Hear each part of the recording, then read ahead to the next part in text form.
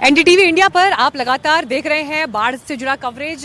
यूं तो देश के कई ऐसे हिस्से हैं जो इस वक्त बाढ़ से प्रभावित हैं, लेकिन ये देश की राजधानी दिल्ली है और जब दिल्ली में यमुना का जलस्तर बढ़ता है, खतरे के निशान के ऊपर जाता है, तो बात कुछ और होती है।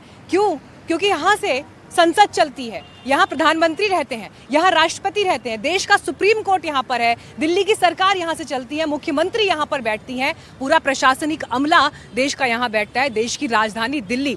और इसीलिए यूँ तो मैं इस वक्त आईएसबीटी फ्लाईओवर पर जब मौजूद हूँ तो यहाँ पर एक आम दिन है, लेकिन ये आम क्यों नहीं है वो आपको यहाँ पर जितने लोग खड़े हैं उस नंबर को देखकर अंदाजा लग जाएगा, क्योंकि ये लोग भी इस वक्त ये देखने के लिए यहाँ पर खड़े हैं क्योंकि अमूमन जिस यमुना नदी में पानी तक नहीं दिखाई देता या नाले के स्वरूप में जो दिखाई देती है, आज वहाँ पर पानी किस तरह से लबालब भरा हुआ है और अपने साथ साथ लकड़ी के मोटे मोटे लॉग्स और सब कुछ यहाँ पर बहा कर लेकर आ रहा है। आप यहाँ पर देखेंगे तो आपको दिखेगा कि यमुना इस वक्त आपको अपने भरपूर जल स्तर के साथ दिखाई दे रही है।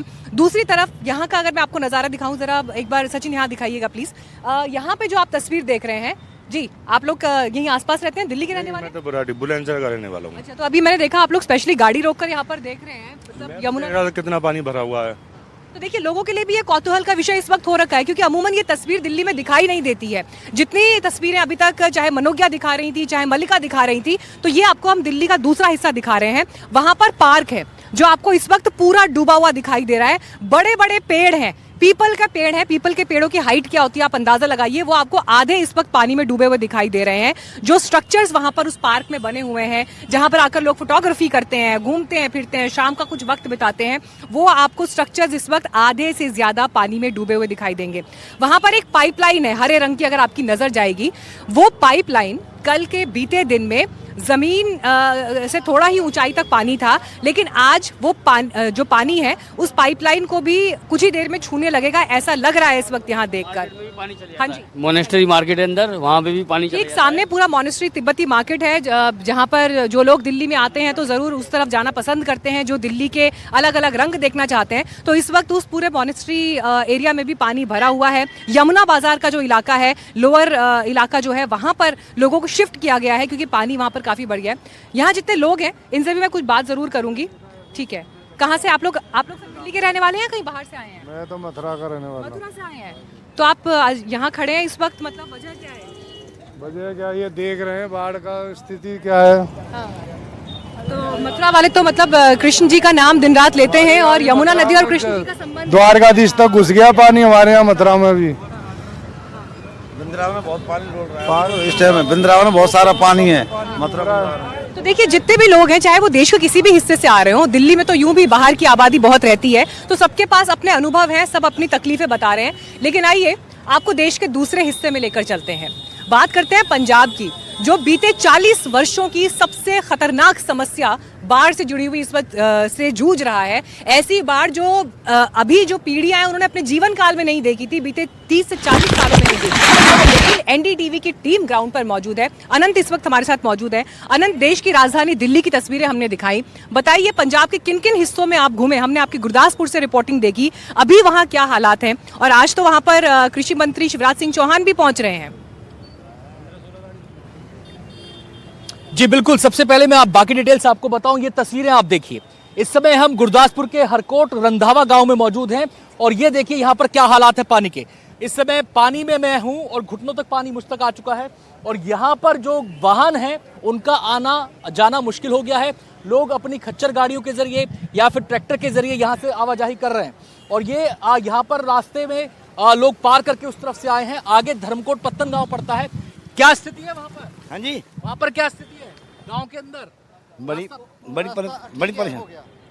परेशानी। पानी है अभी? हाँ जी, कटा है यहाँ पर, लेकिन यहाँ पर पानी की रास्ता पार करने में क्या दिक्कत आई? ਇੱਥੇ है पानी इन्ने थां च ਵੱਧ। चलिए, ये बता रहे हैं कि रास्ता थोड़ी दूर जाकर ठीक है, लेकिन यहाँ पर पानी भर चुका है। मैं आपको दिखाना चाहता हूँ यहाँ पर मीनाक्षी, और ये पूरे खेत खलिहान डूबे हुए हैं। वो घर सामने आप देख सकते हैं, वो पूरी तरह से पानी में है। आपको बताएं, कल यहाँ पर काफी तेज बारिश हुई थी, काफी देर तक बारिश हुई थी और इस इलाके में ये हालात बने हैं। जलस्तर थोड़ा इस इलाके में, यानी कि जो ये वाला इलाका यहाँ पर है, बढ़ा है।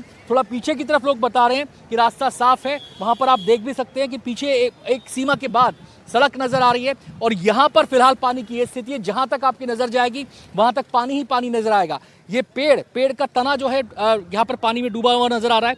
तो ये स्थितियां यहाँ पर है। अब आपने कहा कि शिवराज सिंह चौहान यहाँ पर आने वाले हैं, कृषि मंत्री यहाँ पर आएंगे, जो पंजाब के अलग अलग हिस्से हैं वहां पर वो लोगों से बातचीत करेंगे, किसानों से बातचीत करके हालात का जायजा लेंगे, ये जानने की कोशिश करेंगे कि खेतों को, किसानी को कितना नुकसान पहुंचा है। तो ये पूरी सूरत हाल है यहाँ पर। और जहां तक बात है कि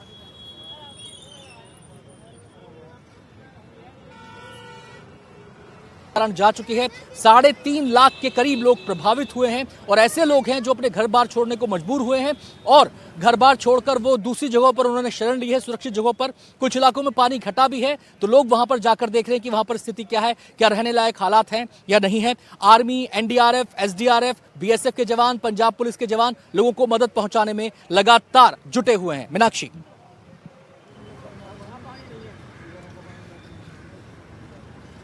बिल्कुल अनंत, और देखिए पंजाब में जो कष्ट इस वक्त दिखाई दे रहा है उसमें सबसे बड़ी बात है जिसका जिक्र आज पूरे देश में कम से कम हो रहा है कि किस स्पिरिट के साथ पंजाब उस कष्ट से जूझ रहा है, जहां पर लोग अपनों की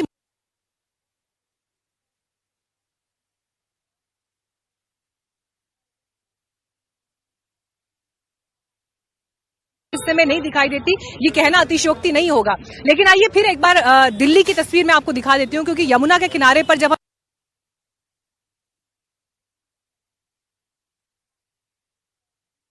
में यमुना नदी जब खतरे के निशान से ऊपर गई थी, हाईएस्ट मार्क को टच कर गई थी, जब 208.66 मीटर जलस्तर हो गया था, तो लोगों के जहन में उस वक्त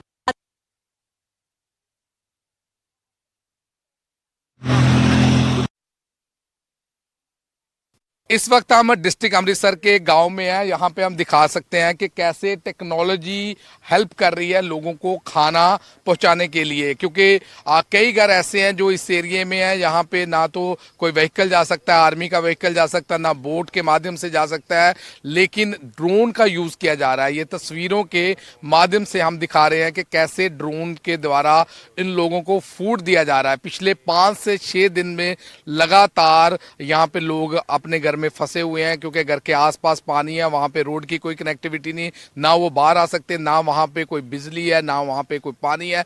लेकिन लगातार आर्मी और जो लोकल जो वहाँ पे लोकल एडमिनिस्ट्रेशन है उनके माध्यम से एक नई टेक्निक फॉलो की जा रही है कि जहाँ पे कोई भी रेस्क्यू और रिलीफ ऑपरेशन नहीं हो सकता, वहाँ पे ड्रोन के माध्यम से खाना पहुँचाया जा रहा है। यहाँ पे हमारे साथ पायलट हैं, गुरप्रीत जो ड्रोन पायलट हैं, उनसे भी बात करते हैं, क्योंकि ये एक नई टेक्नोलॉजी के थ्रू खाना पहुँचाया जा रहा है। जो हम तस्वीरें मैं अपने कैमरामैन साथी को कहूँगा जरूर दिखाई जाएं, ये तस्वीरें बहुत इंपॉर्टेंट है। हम इस वक्त डिस्ट्रिक्ट अमृतसर से रिपोर्ट कर रहे हैं, एक गांव में, वहाँ पे कोई कनेक्टिविटी नहीं। इवन जो हम भी आए हैं जहाँ पे बाय रोड नहीं आ पाए, क्योंकि सारी रोड की कनेक्टिविटी नहीं है। आर्मी के व्हीकल में आए हैं और दिखाते हैं यहाँ पे कैसे फूड ड्रोन के थ्रू डिलीवर किया जा रहा है।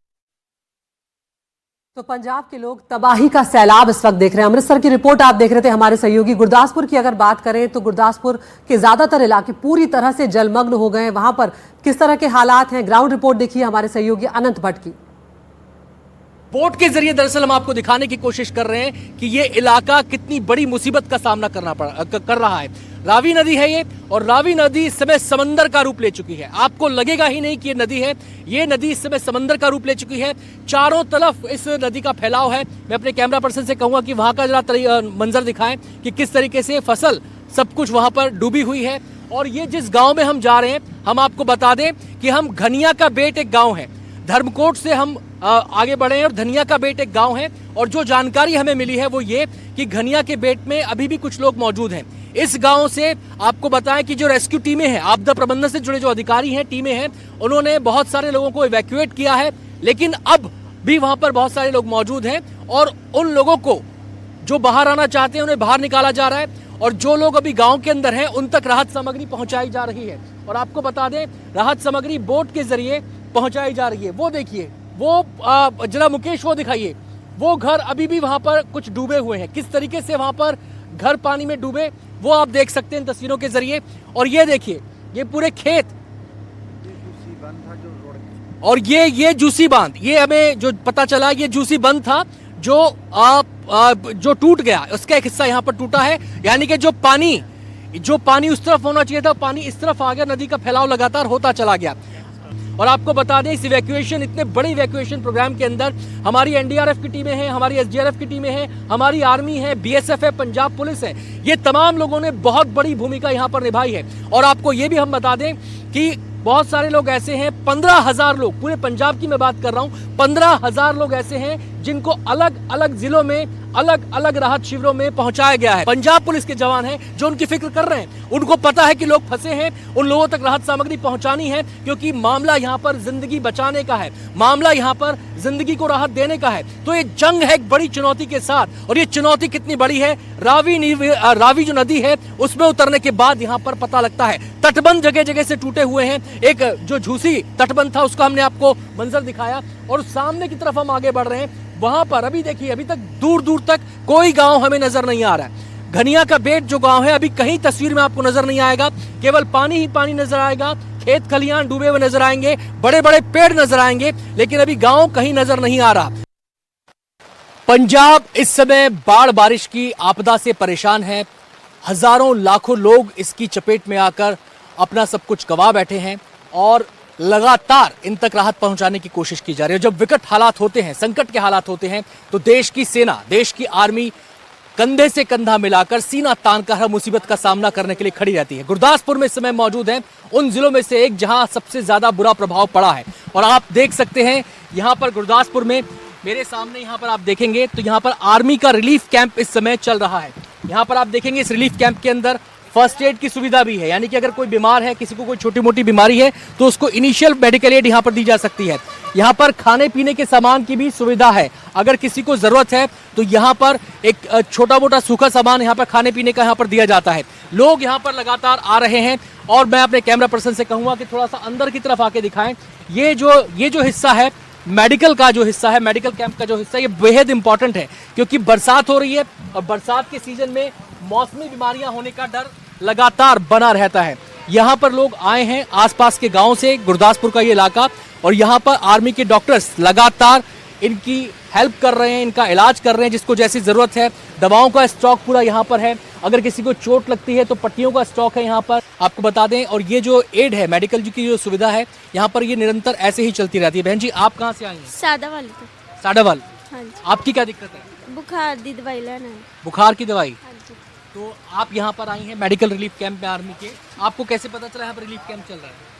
इधर ही देख के आ गए हैं। अच्छा, देख के आई हैं। चलिए, इनको पता चल गया था कि आई हैं, और यहाँ पर भी कुछ लोग मौजूद हैं जो यहाँ पर आए हैं। ये देखिए पानी की व्यवस्था यहाँ पर की गई है, क्योंकि जब बरसात का समय होता है तो पीने के पानी की समस्या ये सबसे विकट हो जाती है, पीने का साफ पानी नहीं मिल पाता, उसकी व्यवस्था यहाँ पर की गई है। वैसे सहायता सामग्री लोगों के घर भी पहुंचाई जा रही है, लेकिन अपनी तरफ से आर्मी पूरी कोशिश ये कर रही है कि जिसको बाहर निकालने की जरूरत है, इवैक्यूएशन की जरूरत है, उसको बाहर निकाला जाए, उसके घर तक मदद पहुंचाई जाए। ये एक मदद का एक हिस्सा है। दूसरी मदद का वो हिस्सा है कि जो लोग अपने घरों में रहना चाहते हैं, बाहर नहीं आना चाहते, लेकिन उनको कोई शारीरिक दिक्कत है, उनको कोई खाने पीने की दिक्कत है, तो उनको ऐसे कैंप के जरिए उन तक सहायता पहुंचाई जाए। हमारी जो खासियत है हमारी आर्मी की, हार मानने को तैयार नहीं है, हर चुनौती का सामना करने को तैयार है, लोगों तक सहायता पहुंचाने के लिए हमेशा मुस्तैद है। कैमरा पर्सन मुकेश के साथ अनंत भट्ट, गुरदासपुर से, एनडीटीवी इंडिया के लिए।